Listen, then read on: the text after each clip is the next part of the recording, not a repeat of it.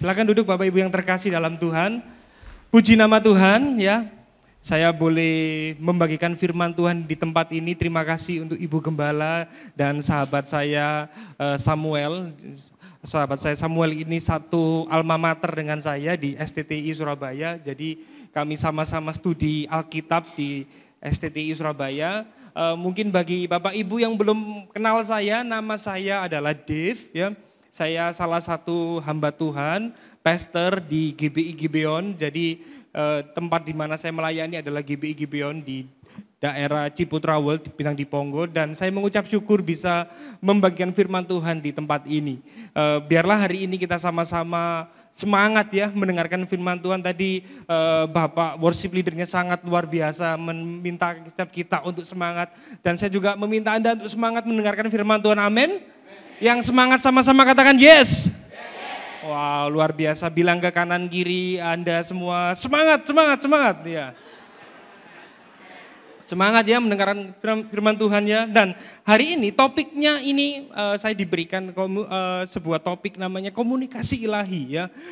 Rasanya ini topik tahunan di tempat ini dan di bulan ini. Nah, kita akan belajar bagaimana relasi yang berpusat pada Injil. Atau hubungan yang berpusat pada Injil Kristus. Karena di luaran sana banyak mengajarkan bahwa kalau kita itu berhubungan dengan orang lain, bersahabat, itu cari yang menguntungkan. Kalau enggak menguntungkan, enggak usah dikoncoi kalau bahasa Surabayanya ya. Kalau orang itu ya bahasa Hokianya itu mbohwat ya, enggak usah dikoncoi. Nah, bagaimana hari ini kita melihat kebenaran firman Tuhan? Bagaimana Injil menjawab supaya kita sebagai orang-orang percaya memiliki relasi yang sehat dengan sesama kita. Amin. Nah, hari ini kita akan membaca kebenaran firman Tuhan dari 1 Petrus 3 ayat 8 sampai 11. Saya rindu kita membaca bergantian. Saya akan mengawalinya di ayat 8, kemudian Anda ayat 9 dan saya 10, Anda yang ke-11. Amin. Saya akan mulai dari ayat yang ke-8. Dan akhirnya hendaklah kamu semua seia sekata, seperasaan, mengasihi saudara-saudara, penyayang dan rendah hati. Bapak Ibu, dan janganlah membalas kejahatan atau tetapi hendaklah kamu memberkati, karena untuk itulah kamu, yaitu untuk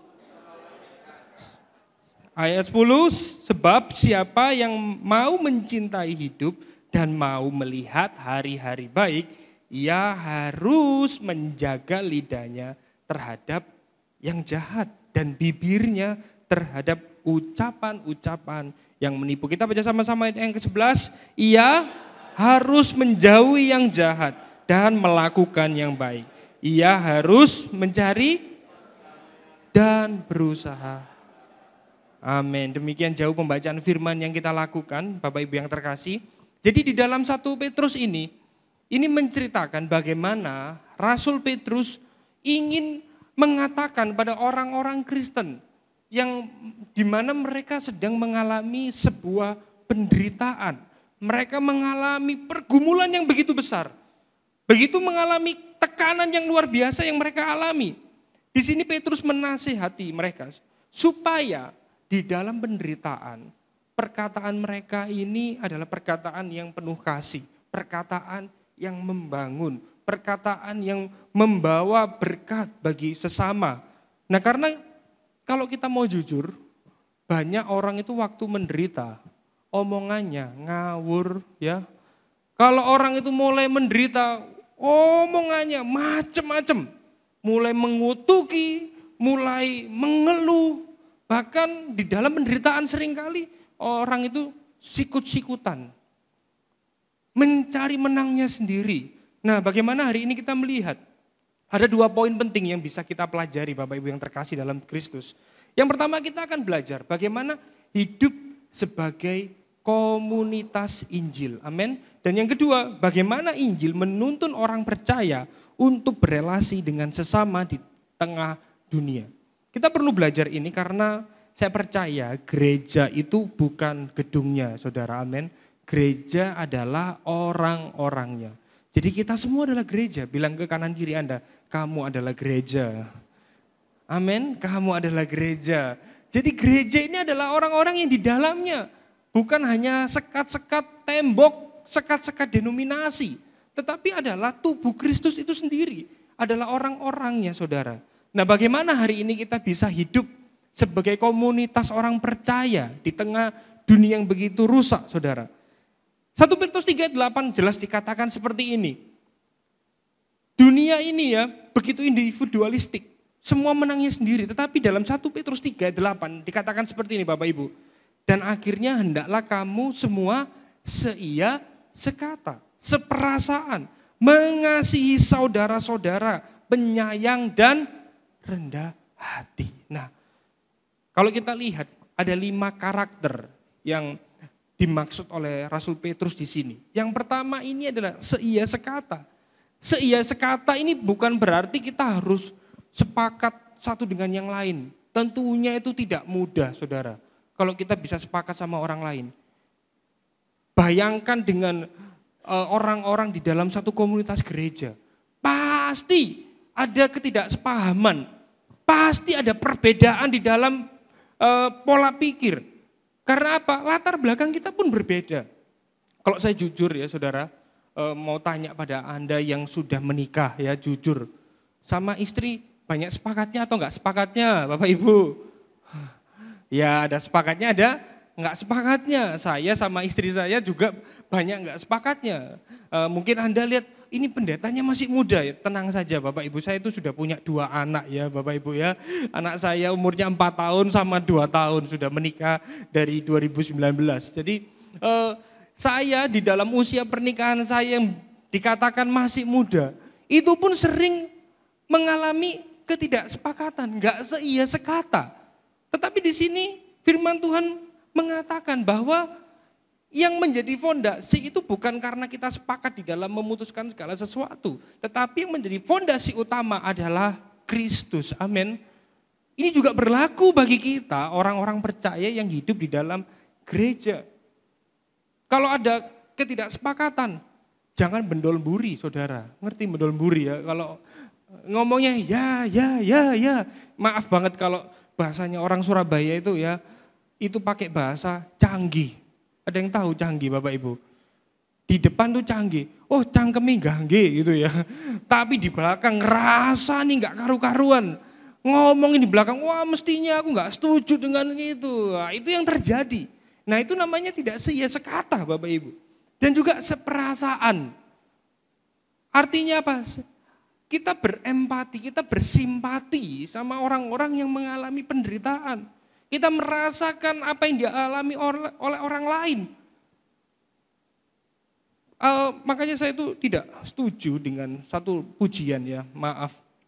Ada itu loh, bersorak-sorai bagi Yesus Tuhan kita. Refnya,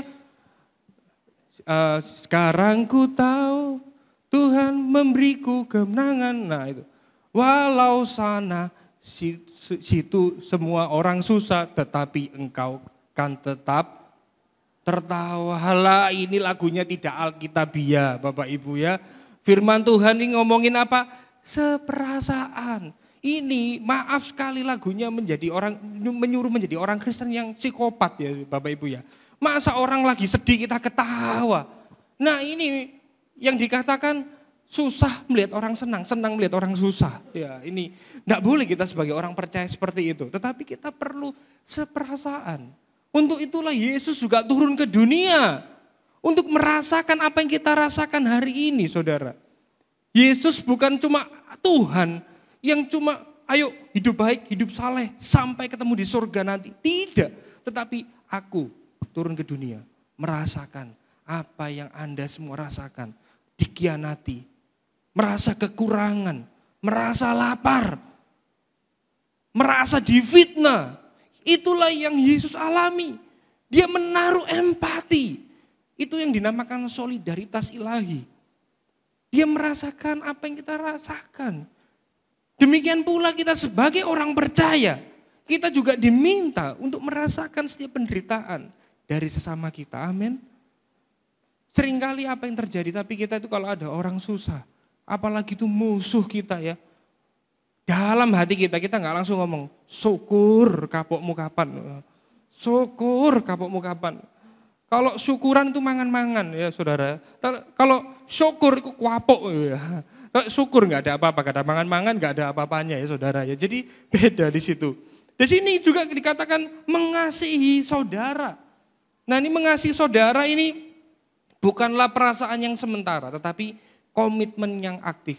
Karena tidak mudah bagi kita mengasihi sesama kita. Tidak mudah saudara. Apalagi kalau kita itu berhadapan dengan orang-orang yang menjengkelkan. Orang-orang yang gregetno kalau bahasa Surabaya itu ya. Orang-orang yang suka menyakiti hati kita. Tetapi kalau kita sebagai satu tubuh Kristus, perhatikan Bapak Ibu yang terkasih. Kita perlu tetap mengasihi saudara kita.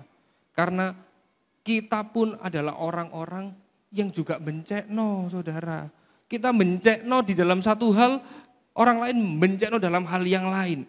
Kita punya karakter atau sifat yang mencekno itu beda-beda. Jadi nggak bisa kita itu sebagai orang merasa aku paling benar, aku paling kudus, aku paling saleh. Semua salah kabeh. Itu keliru. Disitulah akhirnya kita sulit mengasihi sesama. Makanya firman Tuhan mengatakan pada hari ini, biarlah kita mengasihi saudara kita.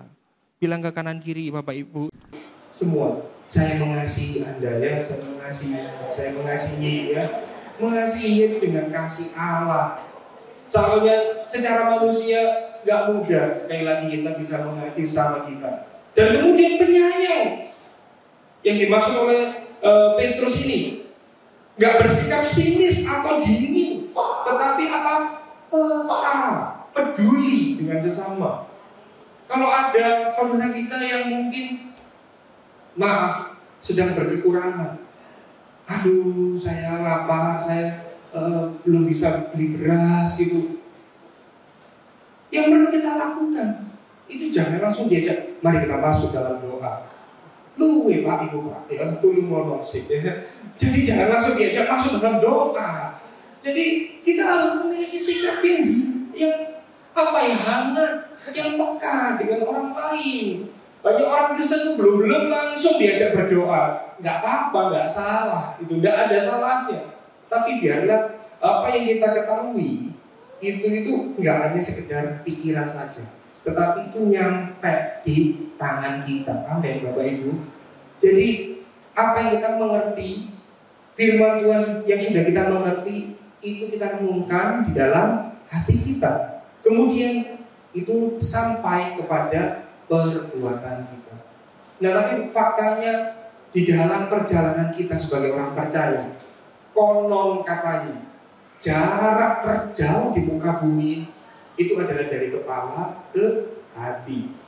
Ngerti, tapi belum itu bisa merenungkan. Nah, saya berdoa kita semua termasuk Anda dan saya, kita sama-sama belajar, tidak hanya mengerti saja, tetapi kita boleh melakukan apa yang dikatakan oleh firman Tuhan. Amin. Jadi kita perlu belajar untuk memiliki sifat penyayang dan rendah hati.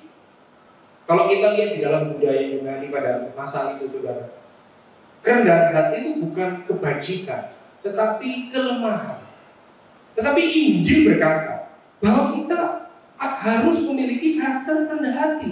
Karena dalam Yakobus bicara seperti ini, Allah menentang orang yang congkak, tetapi mengasihani orang yang rendah hati. Rendah hati itu bukan rendah diri. Rendah diri itu nggak iso aku. Itu merendah, saudara, beda. Bahkan sekarang bahasa populernya itu banyak orang merendah untuk meroket, ya. Pura-pura nggak bisa, padahal bisa. Merasa dirinya nggak mampu itu bukan rendah hati, saudara. Rendah hati itu dia tahu bahwa setiap anugerah, setiap hal baik yang dia terima itu adalah anugerah. Harta kekayaan, kepandaian, aset, apapun itu anugerah. Sifat rendah hati itu hanya bisa dimiliki kalau kita mengerti anugerah Tuhan. Kalau kita mengerti bahwa semua yang kita miliki itu datangnya dari Tuhan. Kalau kita merasa kita yang mengupayakan, nggak mungkin kita memiliki kerendahan hatian. Dari kecil saya diajari untuk kamu jangan sombong rohani. Di gereja itu nggak boleh sombong rohani. Tetapi banyak sekali orang-orang menilai juga kerohanian seseorang itu berdasarkan kerajinan dalam ibadah, ikutan ibadah ini, komsel dan lain sebagainya. Ya, itu jadi salah satu indikator. Tetapi itu bukan yang dimaksud oleh Alkitab, bahwa kita nggak boleh memiliki kesombongan rohani. Kesombongan rohani itu hanya bisa diatasi kalau dia menyadari bahwa saya adalah manusia yang tidak layak, manusia yang layak untuk dimurkai Allah, manusia yang layak dibinasakan, tetapi Allah justru memberikan anugerah bagi kita yang gak layak. Itulah yang dimiliki, yang pasti dimiliki orang-orang yang menyadari hal ini, saudara. Kerendahan hatian itu gak bisa dibuat-buat. Kerendahan hatian hanya bisa dimiliki oleh orang-orang yang sadar akan anugerah. Amin. Bilang kanan kiri Anda, sadar anugerah ya, sadar anugerah. Kalau namanya aja tempat ini adalah GBI Anugerah Solo. Jadi kita harus mengerti konsep anugerah itu seperti apa. Konsep anugerah itu justru diberikan bagi orang yang tidak layak. Kalau anugerah itu diberikan untuk sesuatu yang layak, itu namanya bukan anugerah. Itu namanya syarat dan ketentuan berlaku, ya saudara. Ya kalau Anda punya handphone gitu ya, gratis internet 50 GB gitu ya, tapi jamnya jam 12 sampai jam 1 malam. Ya siapa tuh internetan melek-melek kayak gitu, saudara ya. Ya kecuali kalau mungkin teman-teman yang kerjanya suka lembur itu mungkin itu berguna, tapi itu namanya bukan anugerah. Itu namanya syarat dan ketentuan. Ini bukan konsep anugerah yang dimaksud oleh firman Tuhan. Jadi kesimpulannya dari 5 karakter yang dimaksud oleh Petrus ini adalah komunitas yang sehat bukanlah komunitas yang selalu setuju dalam segala hal, tetapi komunitas yang saling menerima, mengasihi, memiliki kerendahan hatian di dalam memandang perbedaan. Yang setuju sama-sama katakan amin. Jadi mulai sekarang kalau ada rapat, Natal, Paskah atau apapun, jangan kaget kalau ada perbedaan pendapat. Tetapi kita melihat perbedaan pendapat itu sebagai sesuatu yang indah, sebagai sesuatu anugerah, saudara, di mana kita bisa berproses satu dengan yang lain, belajar memiliki kerendahan hatian, belajar menerima, bukan mendolburi, tetapi kita bisa melihat setiap pendapat atau usulan itu dari sudut pandang yang lebih besar, yaitu menurut sudut pandang firman Tuhan. Dan juga jangan gontok-gontokan kalau ada ketidaksetujuan di dalam Anda berelasi, di dalam suami istri, karena itu memang wajar. Tetapi bagaimana kita bisa menyelesaikan suatu perselisihan, ketidaksepahaman itu dengan nilai-nilai firman Tuhan. Banyak orang itu akhirnya berkonflik sebagai suami dan istri. Itu karena apa? Ya pendapatku gini, pokok aku diajari bapakku kayak gini, kalau usah melo-melo. Atau kayak gini, loh, tapi keluarga aku kayak gini, ngajarinnya juga kayak gitu. Nggak bisa, nggak sesuai. Percaya saya, nggak ada selesainya. Gak ono mari ini Bapak Ibu. Tetapi kalau kita menyelesaikan konflik, bagaimana kita bisa berkomunikasi dengan sehat, bagaimana kita bisa mengasihi dengan baik, itu harus sesuai dengan firman Tuhan. Kembali kepada firman Tuhan. Hari ini firman Tuhan ngomong apa?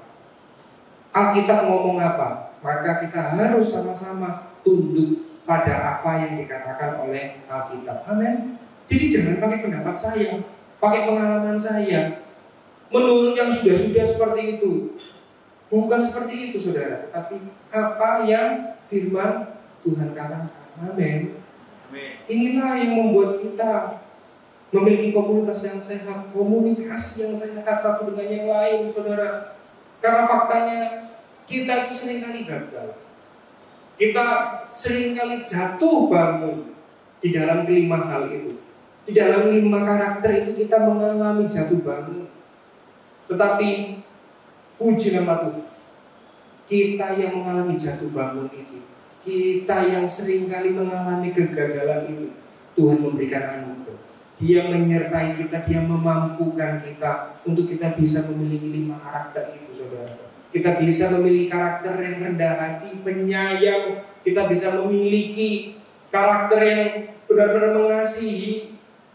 Kita bisa simpati, bahkan kita bisa berempati dengan orang. Itu karena Roh Kudus yang menyertai kita.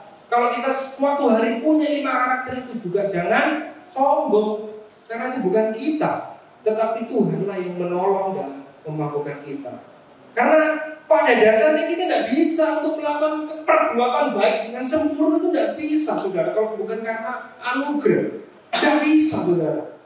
Ribuan tahun bangsa Israel mengalami kegagalan. Tidak ada satu orang Israel pun yang bisa taat mengikuti satu hukum Taurat itu, saudara. Hukum Taurat itu ada 613. Aturannya itu dari ujung kepala sampai ujung kaki. Tidak boleh cukur lemon, nggak boleh pakai baju bahan campuran. Hari ini kita bajunya sudah campuran semua bahannya, saudara, yang kita pakai ya. Ada polyester, ada katun, belum sepatu yang kita pakai, ada karet, ada kulit, campuran. Kalau di mata hukum Taurat kita sudah gagal, saudara. Dan sudah terbukti 4.000 tahun lamanya bangsa Israel tidak ada yang berhasil.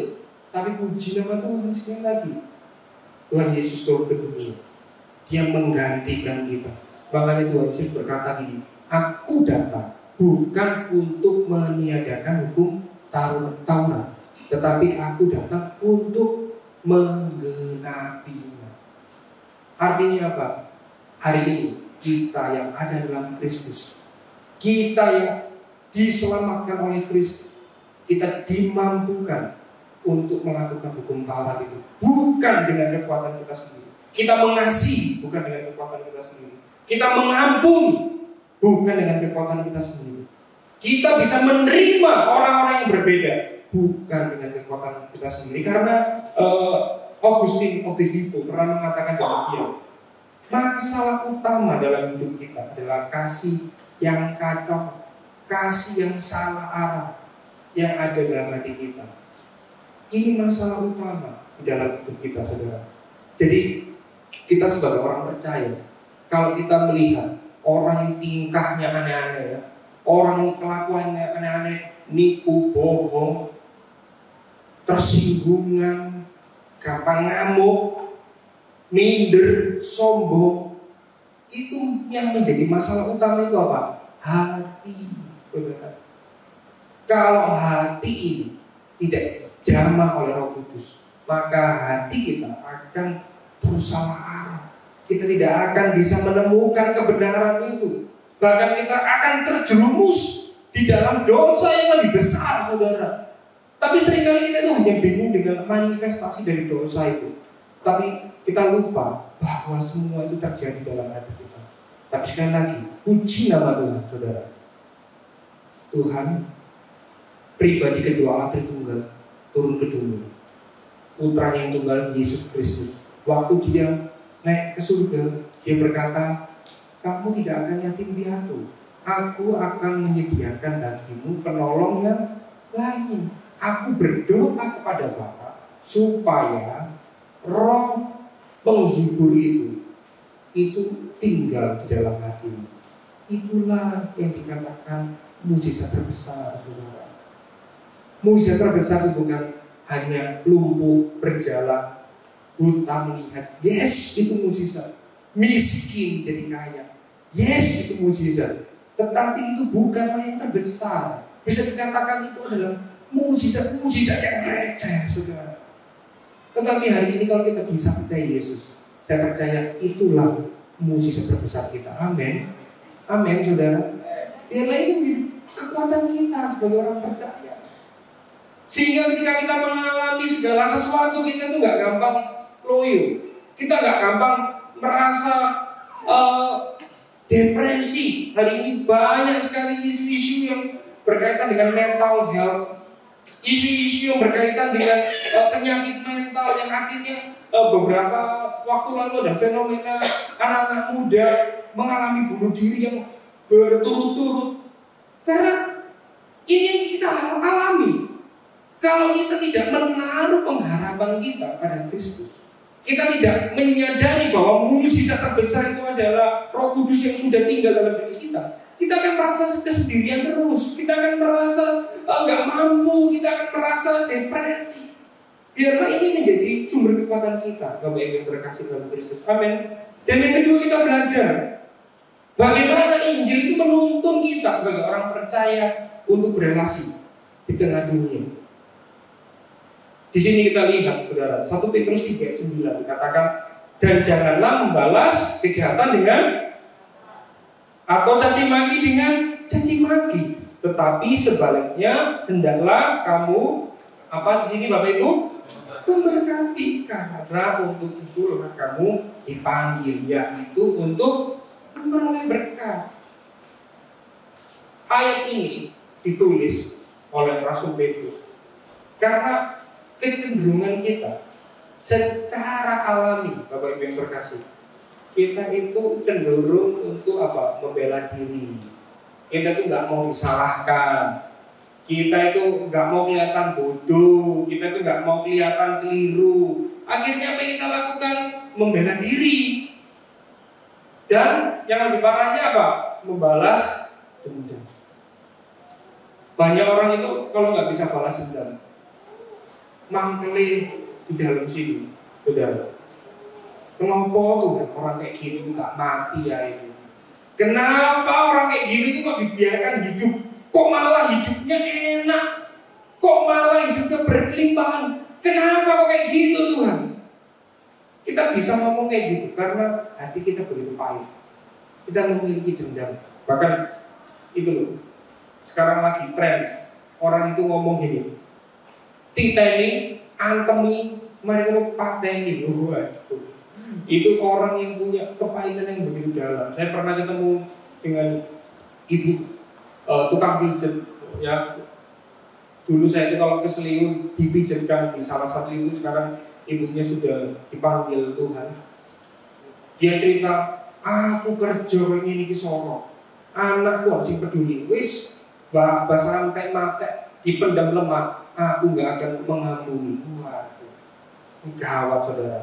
Biarlah kita yang tempat ini tidak seperti itu ya saudara. Amin. Karena di sini firman Tuhan mengatakan apa? Janganlah membalas kejahatan dengan kejahatan, caci maki dengan caci maki. Apalagi orang Surabaya, Bapak Ibu ya. Maaf sekali, kalau ada dipotong jalan gitu ya, nyetir dipotong, disalib itu, waduh, kebun binatang keluar semua. Oh, jajan coklat gitu ya, miso. Kayak gitu kan gemes, pengen miso balik kan pasti ya, saudara ya. Kemarin saya tuh sama teman-teman saya tuh nggak ngapa-ngapain nyetir mobil, diam gitu. Tiba-tiba ada ibu-ibu, ya kan, ras terkuat di dunia katanya ibu-ibu yang naik Honda Beat sama Vario ya, saudara ya. Itu sudah kalah ya katanya di jalanan ya. Nah, habis itu saya diem aja. Tiba-tiba melintir, nyerempet mobil saya. Saya dipisui. Goblok gitu. Sama satunya tadi itu, jajan coklat itu. Saya emosi, saudara. Terus terang saya emosi. Tapi di sini itu ada teman-teman leader yang saya gembalakan. Ngempat saya, saudara ya. Ngempat terus terang. Saya buka kaca, aku pengen besok balik terus terang. Tapi istri saya ngomong, kamu itu pendetol itu jemaat ya opo. Oh iya. Nanti ya opo ya. Jadi saya ngempat secara alami. Saya tuh tahu kebenaran firman Tuhan. Tapi waktu diperhadapkan dengan seperti itu, waduh, hati kok gemeter ya, kurang ajar, nggak lapo-lapo, sing nyerempet deh. Kok aku digoblok-goblok no? Ngabis itu dipisui, waduh, mangkel. Saya udah buka kaca, jadi saya nggak ngapa-ngapain, cuma saya dalam hati misunya ya saudara ya.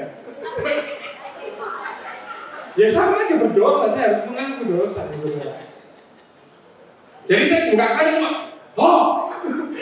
Cuma ngomongnya bodoh apa maksudnya nggak tahu ya sudah. Begitu saya tinggal.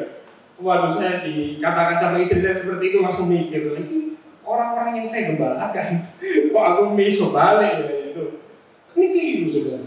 Kalau kita mau jujur dalam kehidupan kita sebagai orang percaya, sekalipun kita mengerti firman Tuhan, kita itu sering mengalami jatuh bangun. Secara alami kita kepingin balas dendam. Secara alami kita itu gak terima, saudara. Apalagi ya, waduh, kita tuh seringkali ngomongnya gak karu-karuan. Saya tuh kurang sepakat, maaf, kalau dengar kata-kata kuasa perkataan gitu ya. Kalau kuasa perkataan itu seolah-olah kita yang punya kuasa mengubahkan hidup orang lain. Itu kurang tepat. Lebih tepatnya gitu ngomongnya. Ada dampaknya kalau kita itu ngomong yang negatif, saudara. Ada dampaknya, itu namanya konsekuensi logis. Kalau kita ngomong kuasa perkataan, seolah-olah Allah itu nggak berkuasa. Perkataan kita yang memiliki kuasa. Itu kurang tepat bahasanya. Lebih tepatnya adalah konsekuensi logis. Perkataan kita ada dampaknya. Iya, percaya. Kalau kita punya anak, kita itu ngomongnya nggak karu-karuan sama anak kita, ya jelas anak kita tuh makin nakal, makin nggak bisa taat sama orang tua, makin merasa tidak punya kepercayaan dengan orang tua. Kalau kita ngomong sama pasangan kita ngomongnya nggak karu-karuan, kalau dia kepahitan, itu bukan karena kuasa perkataan tetapi konsekuensi logis. Itu lumrah, saudara. Makanya perkataan kita harus membangun. Perkataan kita harus sesuai dengan firman Tuhan. Kalau mengalami ini dan itu, jangan langsung ngomong yang aneh-aneh, Bapak Ibu. Ada pepatah lama itu ngomong seperti ini. Kalau ngomong, jangan pas lagi marah. Kalau marah, jangan ngomong. Karena kecenderungan kalau kita marah, itu ngomongnya gak karu-karuan. Saya pun juga harus bertobat seperti itu, saudara. Kita pun harus bertobat setiap hari di dalam perjalanan iman kita. Kita harus mengkoreksi hati kita setiap hari, saudara. Pertobatan itu tidak terjadi sekali di dalam perjalanan iman kita, tetapi setiap hari. Yang setuju sama-sama katakan amin. Setiap hari kita perlu bertobat. Kita bertobat dari pikiran kita yang sia-sia. Kita bertobat dari hati kita yang seringkali menyimpang, yang dikatakan oleh Augustin tadi. Kita perlu bertobat dan kita perlu mengobati penyimpangan yang ada dalam hati dan pikiran kita itu dengan Injil, dengan firman Tuhan. Makanya saya mendorong orang-orang yang saya layani untuk melakukan disiplin rohani, untuk membaca firman Tuhan setiap hari, untuk bersatu teduh. Bukan supaya Tuhan memberkati kita, bukan supaya tingkap-tingkap langit dibukakan pada kita, tetapi supaya masih hati kita ini loh benar di hadapan Tuhan dan sesama. Amin. Kalau kita berdoa, kita saat teduh, minta berkat Tuhan, itu namanya kita memperlakukan Tuhan seperti dukun, Bapak Ibu. Itu nggak ada bedanya dengan pesugihan. Kalau kita datang kepada Tuhan, berdoanya itu minta Tuhan ubahkan hatiku, supaya hatiku itu seperti hatinya Kristus. Allah Roh Kudus, tuntun aku, supaya aku memutuskan segala sesuatu, bertindak sesuai dengan kebenaran firman Tuhan. Makanya kita perlu berdoa setiap hari, baca firman setiap hari. Hari Minggu ini aja gak cukup. Amin. Bilang kepada kanan kiri Anda, Bapak Ibu, hari Minggu saja gak cukup. Gak cukup ya, gak cukup. Kita harus punya relasi secara pribadi dengan Allah kita. Amin. Gak mudah memang untuk kita bisa memiliki disiplin rohani. Tapi kita perlu membiasakan diri kita. Kita jangan merasa bahwa diri kita itu hanya korban. Banyak orang itu merasa aku tuh digini oleh suami, aku digini oleh istriku, aku digini sama temanku. Semua orang ini jahat sama aku. Semua orang ini gak ada yang mengerti aku. Itu namanya mental korban, victim mentality. Merasa dirinya yang disakiti terus, padahal kita harus sadar bahwa Bapak Ibu yang terkasih dalam Tuhan, kita tuh punya potensi yang sama loh, saudara. Kita tuh punya potensi untuk menyakiti orang lain juga. Kita juga punya potensi disakiti. Daripada kita menyalahkan orang lain, cobalah kita hari ini belajar untuk mengerti orang lain. Stop untuk start maksudnya gini loh. Stop untuk ingin dimengerti, tapi belajarlah, mulailah dengan belajar memahami, mengerti, mengenali, memaklumi. Itulah yang membuat akhirnya kita sebagai orang percaya itu bisa menerima satu dengan yang lain, dan kita memiliki komunikasi yang baik sebagai tubuh Kristus. Kita memiliki relasi yang baik dengan orang lain. Itulah yang perlu kita lakukan, Bapak Ibu. Amin. Jadi jangan merasa kalau diri kita itu yang selalu jadi korban. Orang-orang gak pernah ngerti kita. Berhenti berpikir demikian, Bapak Ibu. Karena itu hanya merugikan kita sendiri dan membuat kita akhirnya tidak bisa mengampuni. Kita dendam sama orang lain. Kita juga tidak bisa berdoa. Kita merasa terbayang-bayang orang yang menyakiti kita. Kita merasa kalau ketemu di gereja, di kantor itu, wong iki mana? Ada yang pernah merasa demikian? Orang ini lagi, itu lagi. Apalagi kalau perkumpulan keluarga, ada satu atau dua sanak keluarga yang kita nggak cocok itu. Males ketemu sama orang itu, tak pulang. Nah itu hati kita perlu ditata ulang. Kita perlu berdoa, kita perlu minta turunan Tuhan, kita perlu justru membaca firman supaya hati kita terus diperbarui oleh kebenaran firman Tuhan. Sehingga kita nggak jadi orang yang cuma pingin dimengerti, tapi kita bisa menjadi orang-orang yang mengerti orang lain. Kita nggak pingin cuma diampuni, tapi kita bisa mengampuni orang-orang yang bersalah kepada kita. Amin, Bapak Ibu. Jadi sekali lagi, kalau kita berbuat baik kepada seseorang, kita tidak boleh hitung-hitungan. Kalau kita berbuat baik kepada orang yang berbuat baik kepada kita, itu kita tidak perlu anugerah. Makanya kalau kita mendengarkan firman Tuhan dari poin pertama hingga poin kedua ini terasa begitu sulit. Kita tahu kebenaran ini, tapi waktu kita keluar di luar sana, ini begitu berat. Justru karena ini begitu berat, kita sekali lagi perlu anugerah. Kita memerlukan kasih karunia-Nya untuk menolong kita, untuk memampukan kita hidup semakin serupa dengan Kristus. Kalau kita langsung bisa melakukannya, nggak perlu anugerah, saudara. Orang di luar sana juga bisa, tapi itu cuma hanya cuma permukaan aja, tidak mengubahkan hati. Terlihat baik, tapi dalam hati masih merongkol. Terlihat baik, tapi dalam hati masih menyimpan dendam, masih punya asumsi yang negatif, punya pikiran yang negatif. Itu dunia ngajarinya kayak gitu, harus mengampuni. Atau mungkin seringkali seperti ini di dalam dunia kekristenan, ampunono loh. Kalau nggak gitu, kamu nggak diberkati Tuhan. Nah ini juga keliru. Kita mengampuni bukan embel-embelnya, bukan karena berkat, saudara, bukan, saudara. Kita mengampuni karena kita sadar kita sudah diampuni oleh Tuhan. Kita sadar kita juga orang-orang yang tidak layak. Ingat perumpamaan hamba yang punya hutang itu ya, saudara ya. Dia sudah dibebaskan hutangnya, malah dia nagih orang yang punya hutang itu lebih kecil. Nah kalau kita seperti itu ya saudara, itu mirip dengan perumpamaan yang Yesus katakan.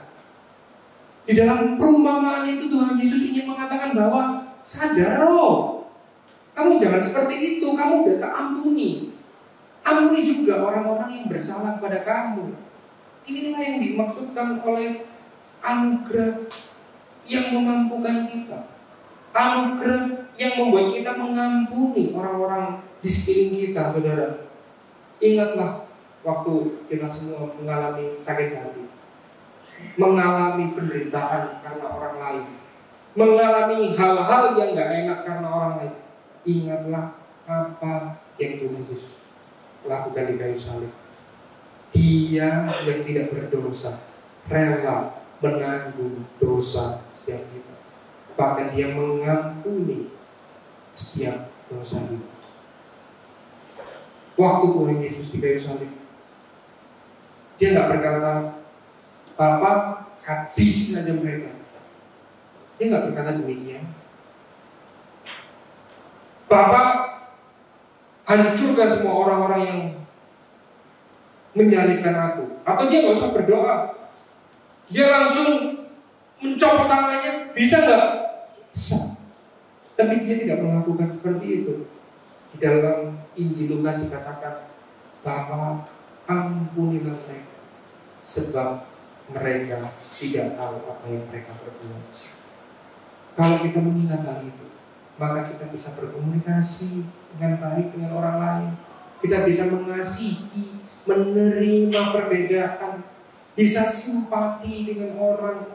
Kita bisa merasakan apa yang orang lain rasakan. Kita nggak hanya mencari kenikmatan atau kepuasan pribadi, tetapi kita bisa dimampukan untuk mengampuni orang-orang yang ada di sekitar kita, saudara. Amin. Saya undang pemain musik untuk maju. Hari ini kita kembali disadarkan Bapak Ibu yang terkasih dalam Kristus. Sekali lagi kita diingat bahwa kita dapat mengasihi mereka yang menyakiti kita saat kita menyadari bahwa kita telah diampuni terlebih dahulu oleh Kristus. Kita bisa berbuat baik kepada orang lain bukan karena hitung-hitungan, tetapi kita sadar bahwa kita sudah menerima kebaikan yang tertinggi dari Tuhan Yesus Kristus. Kita yang mestinya binasa, kita menerima hidup kekal. Kita yang mestinya disalib, tetapi Tuhan Yesus menggantikan hidup.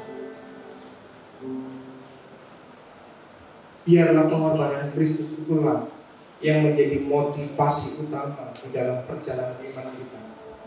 Ketika kita berrelasi dengan orang-orang di gereja, dengan keluarga kita, dengan teman-teman kantor kita, dengan teman-teman kuliah kita, dengan anak kita, dengan orang tua kita, dengan siapapun, ketika kita menyadari bahwa Kristus sudah mengasihi aku, maka kita akan memiliki karakter yang baik.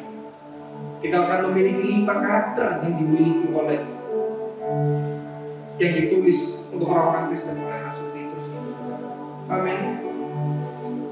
Kita dipanggil untuk menjadi sarana anugerah bagi Allah dan sesama. Ingat saudara Bapak Ibu yang terkasih dalam Kristus, kita tidak hanya menjadi penerima anugerah, tetapi kita adalah penyalur anugerah. Amin. Bilang kanan kiri Anda semua, kamu adalah penyalur anugerah. Amin.